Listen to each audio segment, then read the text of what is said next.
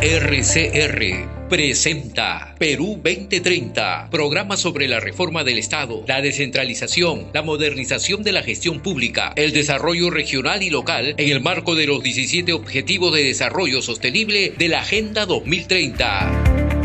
Información, entrevistas, análisis y debates. Llevamos 7 años debatiendo los problemas del país y sus posibles soluciones. Perú 2030, con la dirección y conducción de Franz Portugal.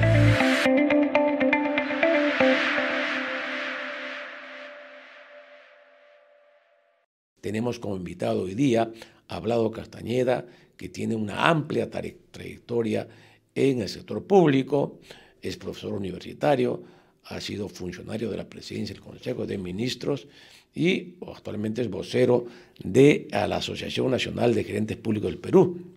Bueno, ya Vlado, gracias por estar en Perú 2030. Gracias, Franz, por la invitación. Y acá, ya no a tus preguntas, y quiero también saludar a todos los gerentes públicos del país que nos están viendo, que están a nivel nacional. Son más de casi 100 gerentes públicos que están asignados en diferentes instituciones del país, de un total de 900 gerentes públicos que hay en todo el país. Entonces, un saludo también para todos ellos. ¿900 gerentes públicos? Sí, en todo este tiempo, servir en el marco del desarrollo de fortalecer el régimen del servicio civil, pudo hacer concursos públicos y se pudo incorporar al cuerpo de gerentes públicos más de 900 personas a nivel nacional. Vlado, la primera pregunta que nos hacemos es, ¿era necesario plantear la derogación de la ley del servicio civil, es decir, borrón y cuenta nueva y empezar nuevamente de cero, o debió ser pues más bien iniciativas para perfeccionar este marco legal que todos creo están de acuerdo que iba en una buena dirección? Mira, acá no solamente hablo como gerente público, hablo como vocero de la Asociación Nacional de Gerentes Públicos del Perú, que estamos comprometidos con el servicio civil porque pensamos que así la ciudadanía recibe un mejor nivel de calidad en la gestión pública.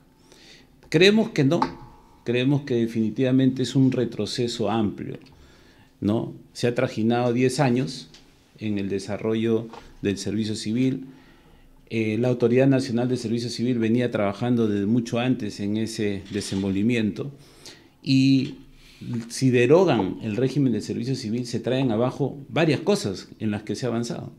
Los directivos públicos, los gerentes públicos, lo que se ha avanzado con las áreas de recursos humanos en cada una de las entidades, lo que se ha avanzado con el Tribunal del Servicio Civil.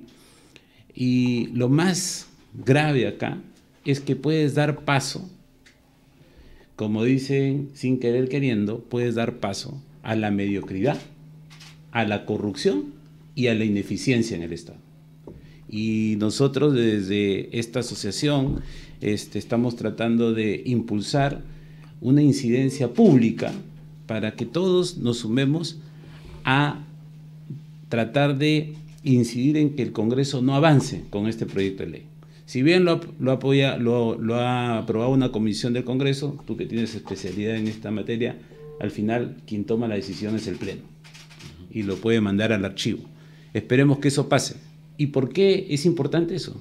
Porque el servicio público tiene que estar basado ¿en qué? En la excelencia, en la meritocracia, que ahora se ven amenazados por este tipo de proyectos que no tienen ni pies ni son en la lógica de lo que se necesita por el país, que es avanzar para mejorar la gestión pública.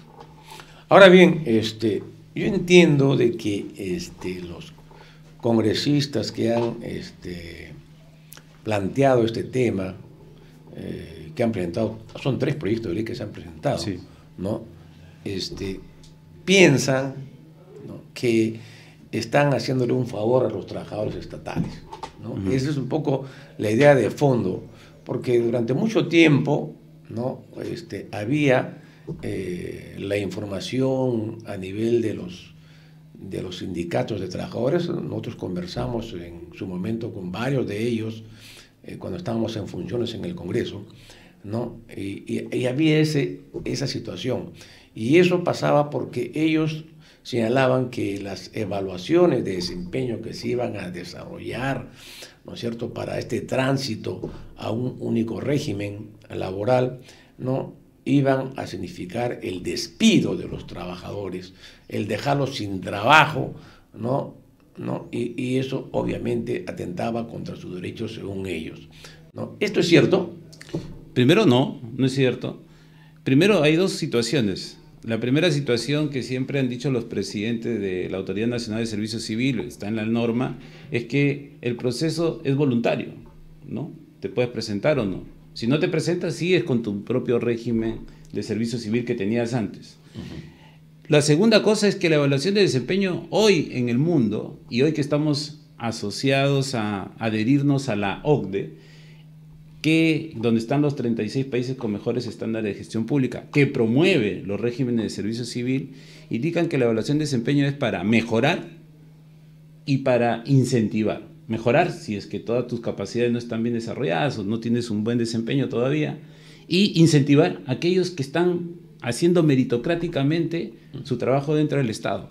En ningún momento, y yo quisiera que cualquier congresista saque y diga, en este artículo dice que si no pasas la evaluación de desempeño, te retiran del Estado. No hay ningún artículo taxativo que diga eso. Entonces, en ese contexto, es importante valorar que esa es una incertidumbre.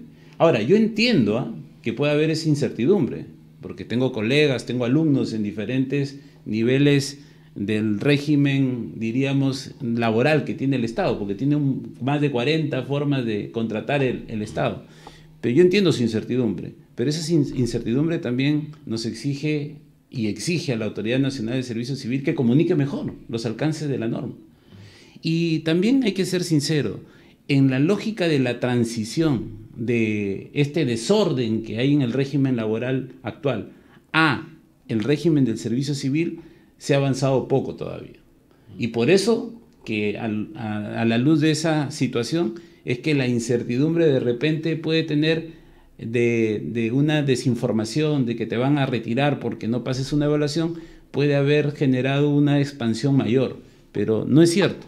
Ahora, la pregunta es, ciudadano, para cualquier ciudadano en el país, ¿no quisieras que se evalúen a las personas que trabajan manejando tus recursos públicos? ¿No quisieran que se les mejore el desempeño a esas personas? La pregunta es, ¿cómo lo hacemos? Evaluando. No hay otra forma. Si yo quiero saber si un alumno pasa de primaria a secundaria, tenemos que evaluarlo durante toda la primaria. Para ingresar a la universidad no te evalúan, para ingresar a un instituto superior tecnológico no te evalúan, para tener un título profesional no te evalúan, a todos nos evalúan. ¿Por qué no hay que evaluar entonces a los que trabajan con los recursos públicos del Estado? Pero esa evaluación, yo sí estoy de acuerdo, no debe ser punitiva. Tiene que ser para mejorar y para incentivar la meritocracia dentro del Estado. Además, tengo entendido que las evaluaciones que permitían de repente detectar deficiencias en la formación y en la prestación del servicio, luego venía una capacitación que le daba la propia institución y nuevamente de eso se le evaluaba. Y si luego de esa evaluación tampoco avanzó el señor, nuevamente lo capacitaban, ¿no? ¿Es así efectivamente? ¿Por qué esa desinformación a nivel de los congresistas, digamos, ahora que pretenden tirarse abajo la ley de servicio civil? Es tal como lo dices tú, ¿no? O sea, la evaluación, si tú no tenías un buen desempeño, entrabas en una lógica de desarrollar capacidades. Y ahí quiero valorar dos cosas que, por ejemplo, se ha hecho en el marco de la Ley de Servicio Civil. Una es el plan de desarrollo de las personas. Todas las entidades públicas, inclusive sin la evaluación, tienen que hacer un plan de desarrollo de las personas para mejorar las capacidades de sus funcionarios, de sus directivos, de sus servidores públicos.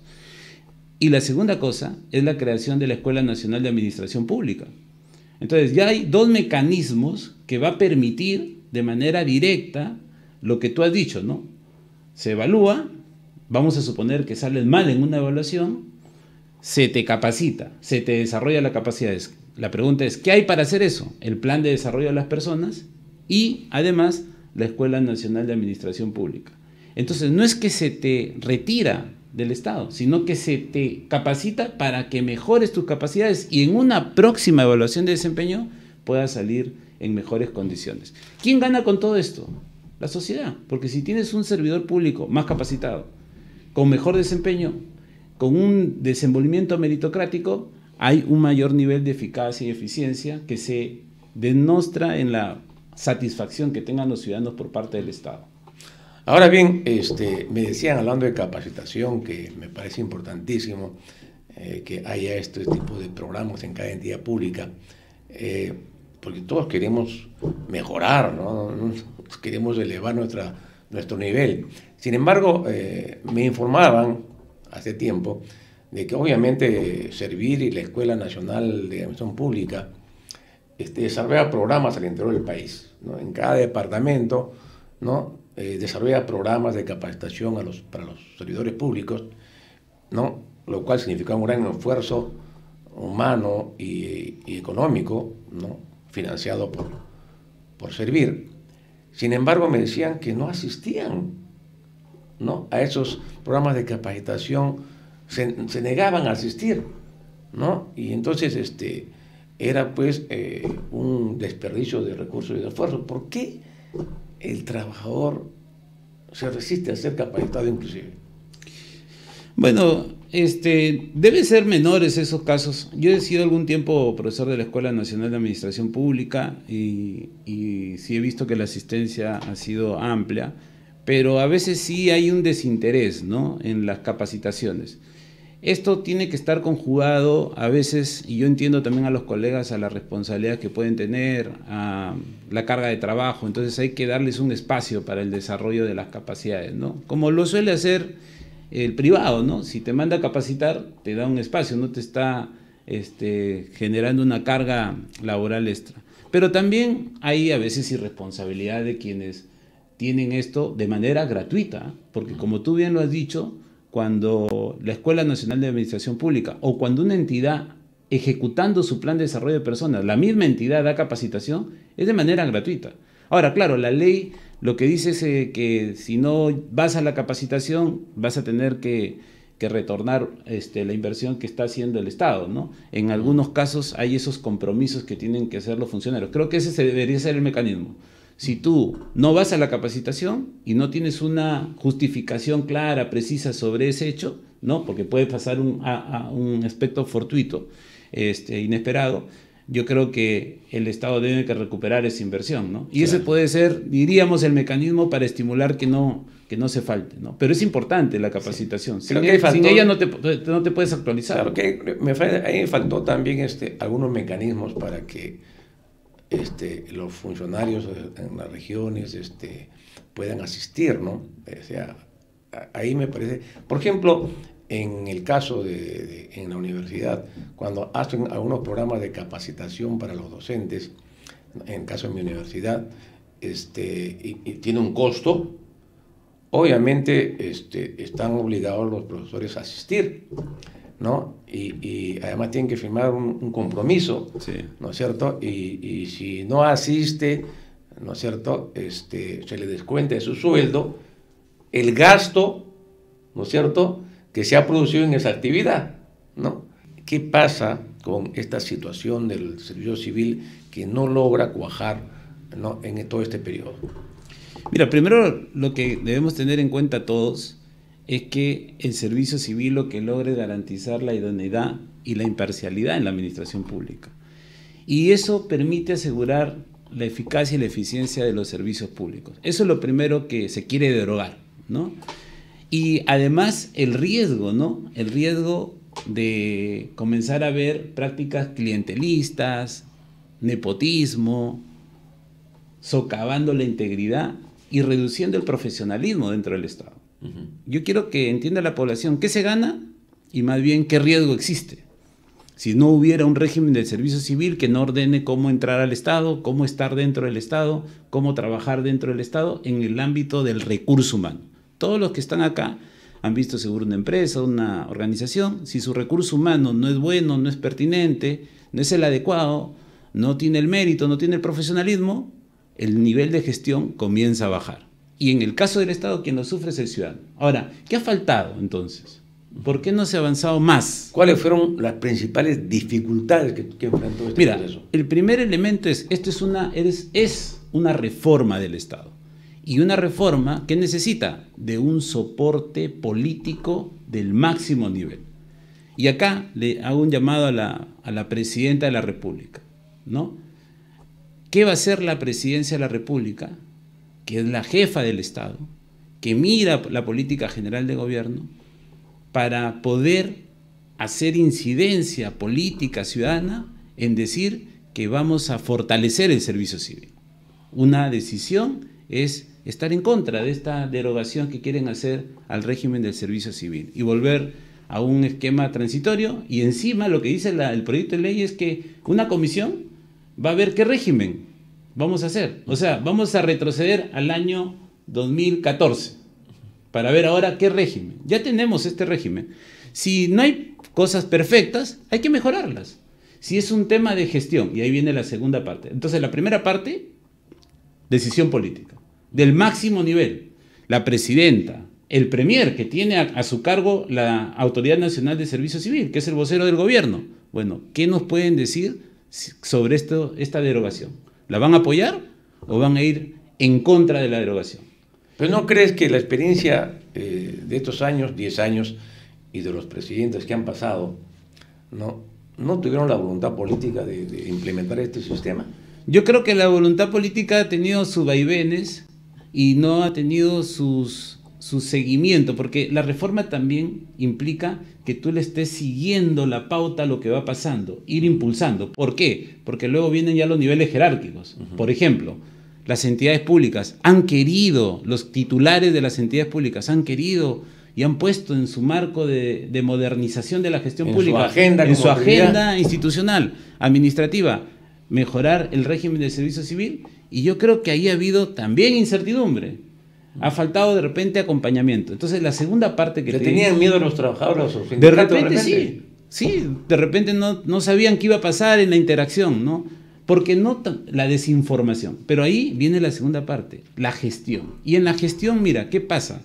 Se necesita que el proceso sea muy ágil, sea muy flexible, pero a la vez esté acompañado de los recursos, porque ciertamente muchas veces en el Estado, y yo entiendo ahí también a los trabajadores en una dimensión, ¿no? Mira, por ejemplo, un cargo de repente en una entidad tiene un monto, en otra entidad tiene otro monto de salario, en otra entidad tiene otro monto de salario. Eso se tiene que organizar para que la misma función, la misma labor tenga el mismo monto. ¿Pero eso qué significa?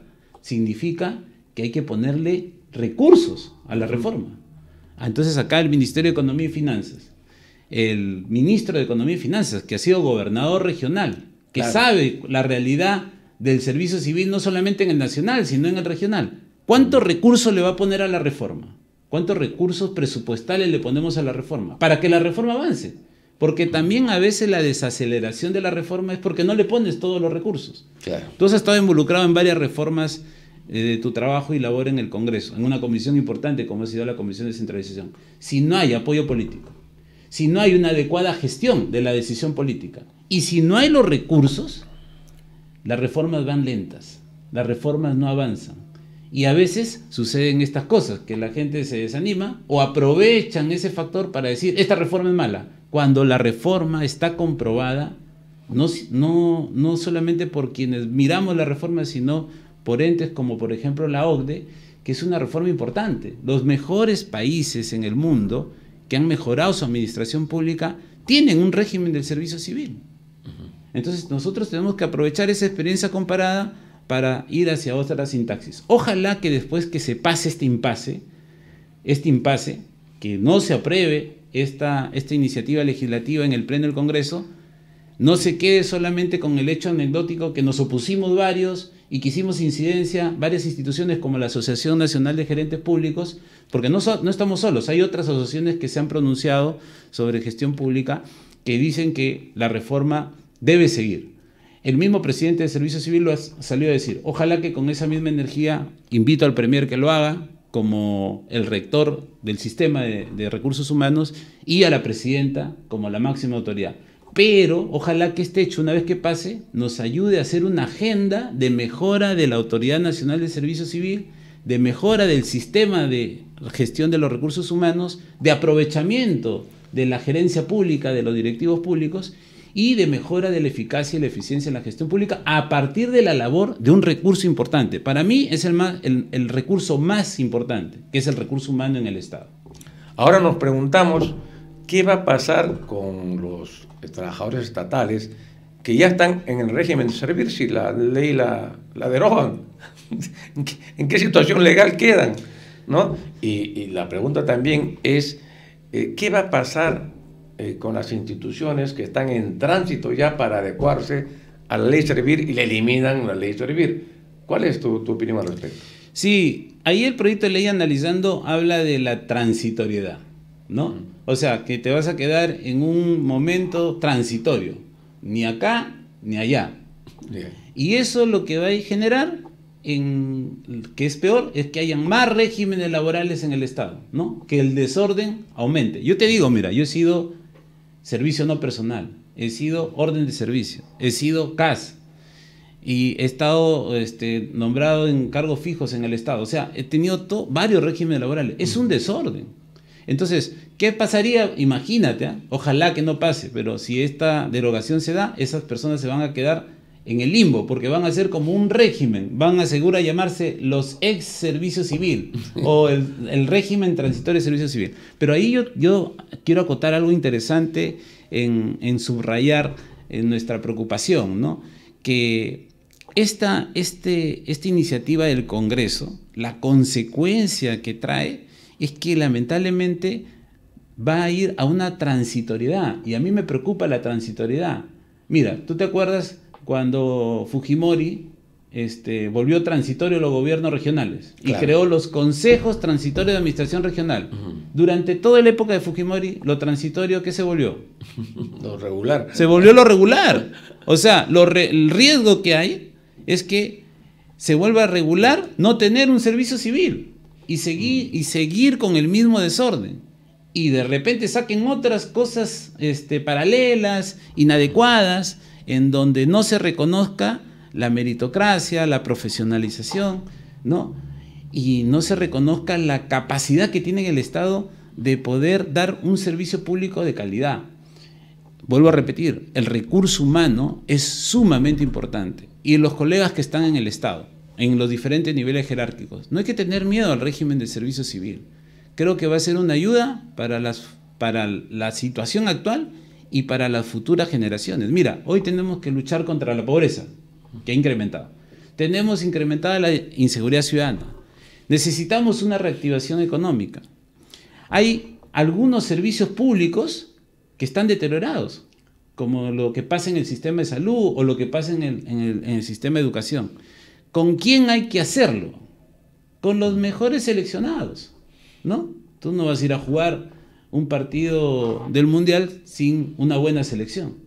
Y ojo, hay capacidades técnicas. Yo te digo como docente de gestión pública, hay capacidades técnicas en todo el país, en los gobiernos locales, en los gobiernos regionales, en el gobierno nacional. Creo que no hay que tener miedo a pasar a un régimen que ordene las cosas en el Estado en la gestión del recurso humano. No solamente desde el ingreso de las personas al Estado, sino de su estancia a lo largo del tiempo en el Estado, porque la lógica también del régimen de servicio civil es gestionar al recurso humano dentro del Estado, en las condiciones de mejorar sus capacidades y el desenvolvimiento de la labor funcional dentro del Estado. Entonces, el régimen de servicio civil se necesita, se requiere y hay que más bien afianzarlo. Y ojalá que este debate sea anecdótico y después de este debate anecdótico pasemos a mejorar continuamente el régimen que hoy tenemos. Bueno, esperamos sensatez en el Congreso, pero es bien difícil pedirle sensatez a este Congreso, lamentablemente. Fíjate, un tema que plantea este dictamen y su norma, su texto legal, es de que además de derogar la normatividad de servir, es que se forma una comisión tripartita, ¿no? Sí. Conformada por representantes del Poder Ejecutivo, del Poder Legislativo, Organización de los Trabajadores, ¿no? con la finalidad de evaluar el funcionamiento del servicio público y proponer modificaciones normativas y mejoras, ¿no?, respecto a los regímenes laborales que hay en el Estado, ¿no? Ese es el asunto, pero esta comisión tripartita tiene 15 miembros, monstruosa, ¿no? Todos sabemos que las comisiones, para que funcionen, no deben ser muy amplias, ¿no? A pesar que aparece como supuestamente que es bastante democrática, amplia, ¿no?, y que van a participar, además de los órganos del Estado, también los gremios sindicales. Ya se imaginan, ¿no?, cuál es el interés de los gremios sindicales. ¿Cómo ves esta situación de la comisión tripartita? ¿Tú crees, según tu experiencia, que esto funcione realmente? Y sobre evaluaciones del servicio civil ya haya, inclusive la Contraloría General de la República acaba de publicar recientemente un informe sobre la situación de implementación del servicio civil. Mira, yo creo que, como dices tú, las comisiones amplias generan un asambleísmo que es importante para validar las cosas, pero es difícil para construir aspectos técnicos como es el manejo del régimen del servicio civil. Y a mí mi preocupación es que esa comisión no avance y producto de que no avance, lo transitorio se convierta en permanente. Y la segunda cosa es construcción técnica y luego la construcción de consensos en la dinámica que necesita la población. A ver, lo bueno sería pues que todas esas personas entren pensando en el beneficio de la sociedad, en cómo le doy un buen servicio al ciudadano. Yo creo que ahí es donde está la desventaja de estos factores. Y no se sabe quiénes son los integrantes en específico, ¿no? Se habla de manera amplificada. Y en ese contexto es que también pueden ir ampliándose más bien el espectro de este funcionamiento de la comisión. Entonces, yo creo que esto es un tema técnico, es un tema de abordaje que ya ha estado estudiado, que vuelvo a repetirte, una organización como la Organización Cooperación para el Desarrollo Económico, la OCDE. Ahí es otro problema, porque justamente uno de los requerimientos para ingresar a la OCDE es el tema del servicio civil. Exacto. O sea, ¿cómo vamos a salir? Nosotros queremos estar en el grupo de los seleccionados para el Mundial, ¿no? Queremos ir al Mundial, que es esta organización, congrega, para que sepan todos, a los 36 países con mejores estándares de gestión pública. Estamos por entrar a la OCDE, a ese grupo mundial, donde nos van a comparar con el resto de países. Todos esos países tienen régimen de servicio civil. Y tienen un régimen de servicio civil meritocrático, con alto nivel de profesionalidad, con integridad y con un nivel de preocupación porque los servicios públicos se hagan mejor. Inclusive, Vlado, hay los estudios que ha hecho la OCDE conjuntamente con funcionarios de acá del Estado peruano, donde hace recomendaciones, ¿no?, de que esta reforma del Estado y la ley Servir pueda avanzar y mejorar, ¿no es cierto?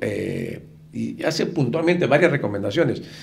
Que, si la OCDE está haciendo recomendaciones y se apoya en lo que ya está como producto, que es la ley de servicio civil y este tránsito a un régimen nuevo, y sin embargo ahora eso lo dejamos sin efecto, ¿cómo quedamos frente a la OCDE?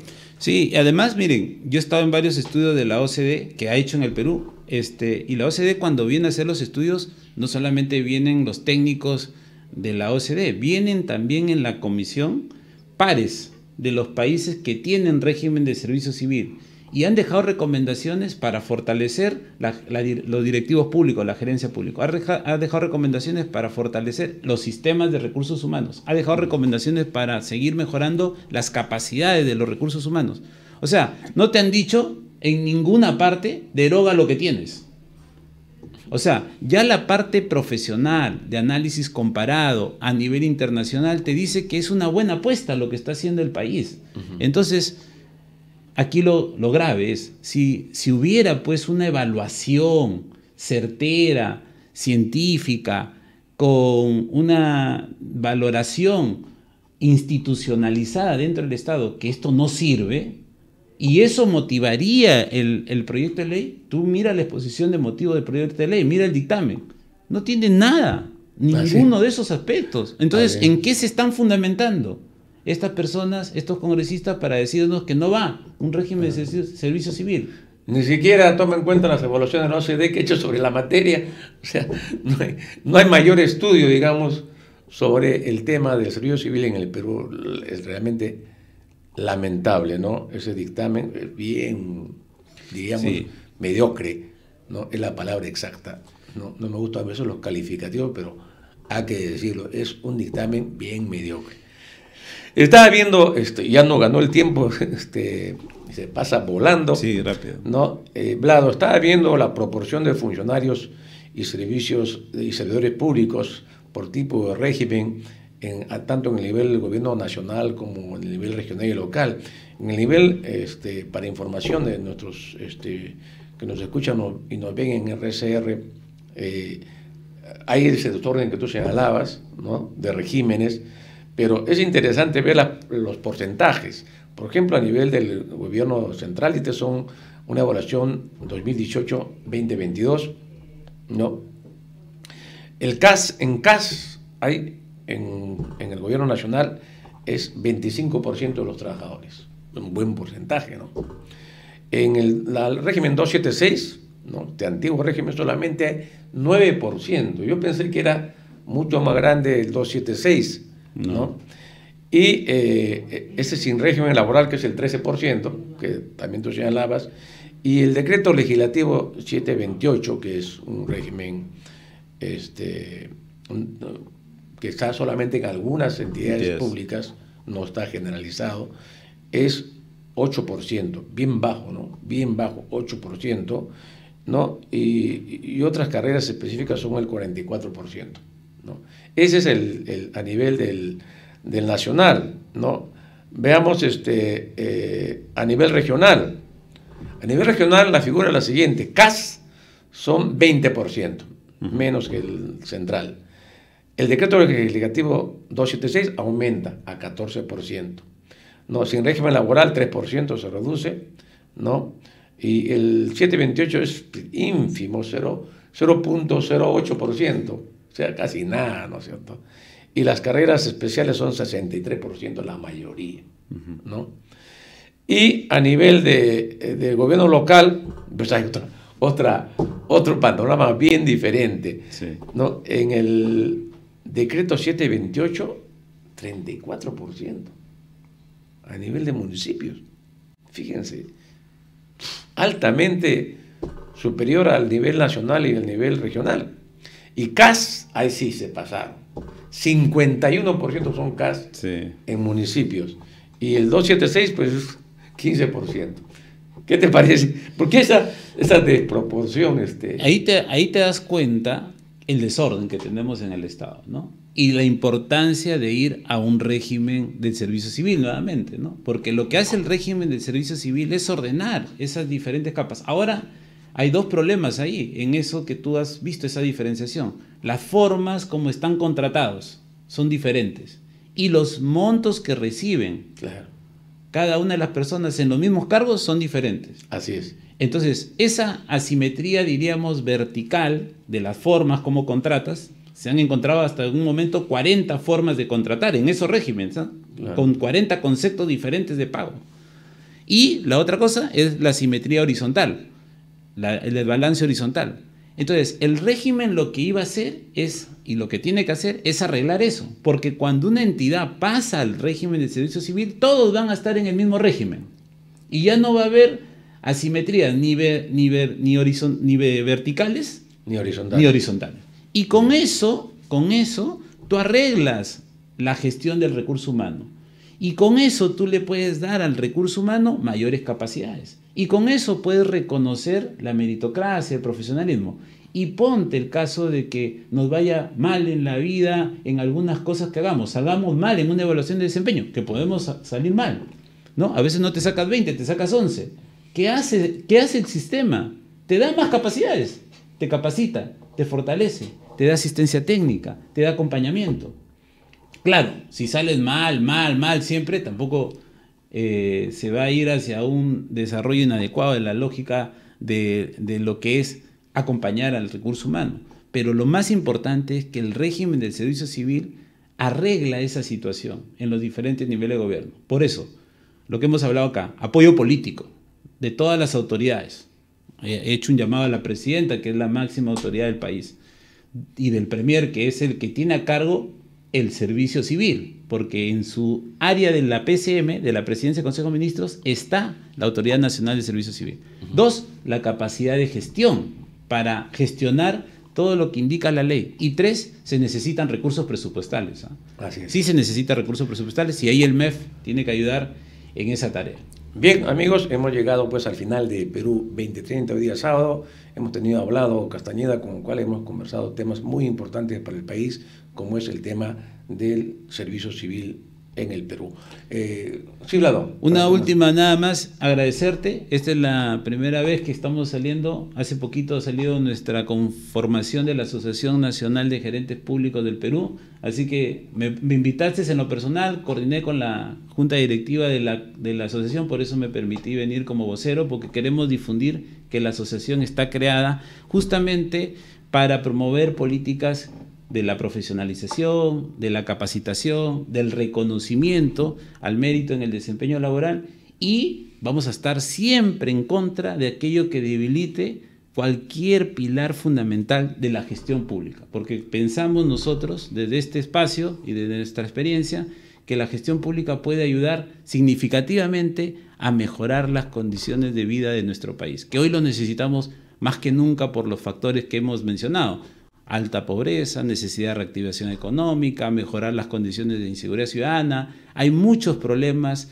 que tenemos en el Estado y necesitamos de un Estado que sea más idóneo, más íntegro, con mayor profesionalidad y meritocracia, y en esa línea van a tener siempre a la Asociación Nacional de Gerentes Públicos del Perú, y van a haber varios voceros en diferentes ámbitos, y te invito a que cuando tengas un tema, nosotros tenemos ahí un equipo técnico que conoce de los diferentes ámbitos de gestión pública, para que los invites a tus programas y no me veas solamente a mí, sino vamos a muy bien, compartir correcto, ese rol te tomo con la palabra, Vlado, y estaremos coordinando.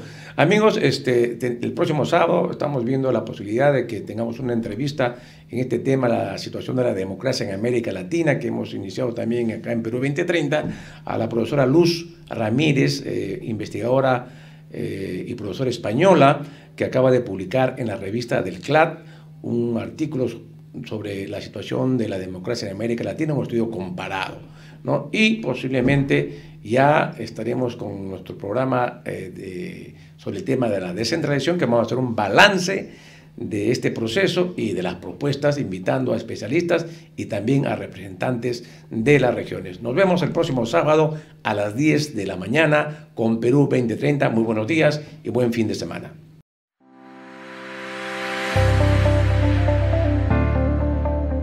RCR presentó Perú 2030. Retornamos en nuestra próxima edición con más información, entrevistas, análisis y debates sobre los problemas del país y sus posibles soluciones. Perú 2030.